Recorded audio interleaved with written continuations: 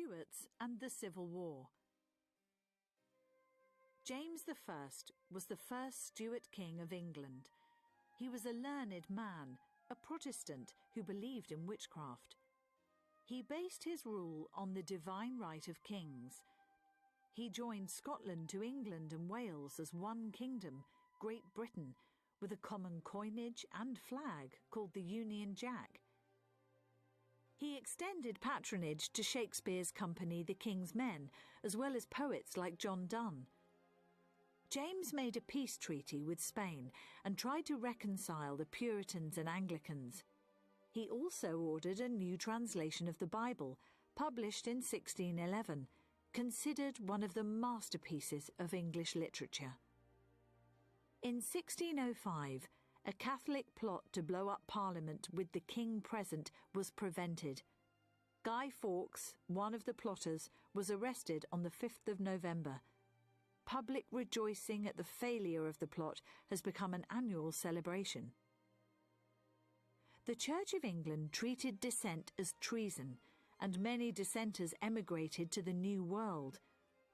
In 1620, the Pilgrim Fathers left England for America on the Mayflower and founded Plymouth in Massachusetts.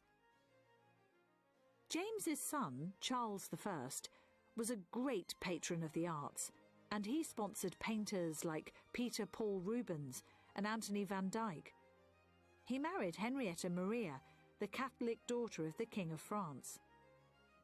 He too tried to rule autocratically, but Parliament denied him funds until he agreed to certain demands.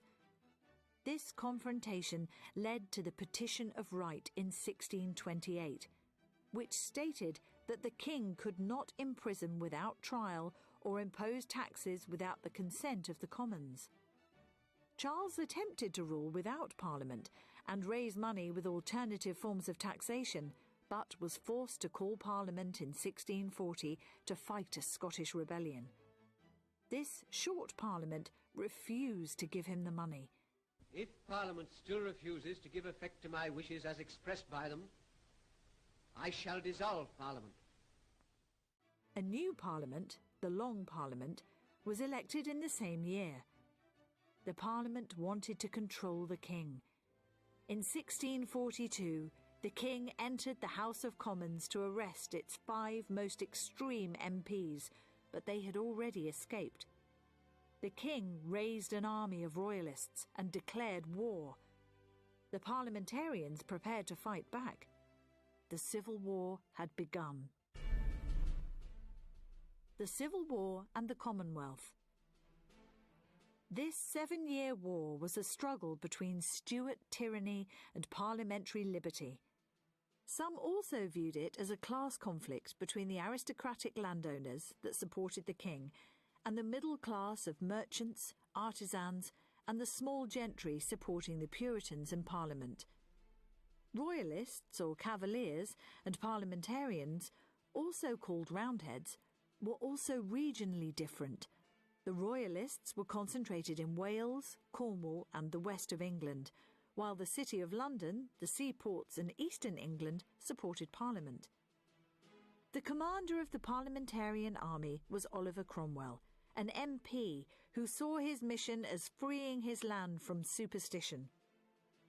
Charles I was captured in 1648 and brought to London, where he was tried for treason and condemned to death.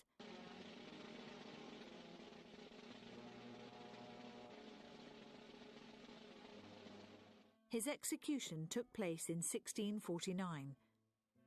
Parliament abolished the monarchy and declared a republic, known as the Commonwealth. Charles I's son managed to escape to France, and Oliver Cromwell became Lord Protector of England, Scotland, and Ireland. The strict Puritan rule under the Republic was unpopular, however, with its insistence on plain clothes, strict church attendance, and total prohibition of public entertainment. After Cromwell's death in 1658, his son became protector, but the country was ready for a change.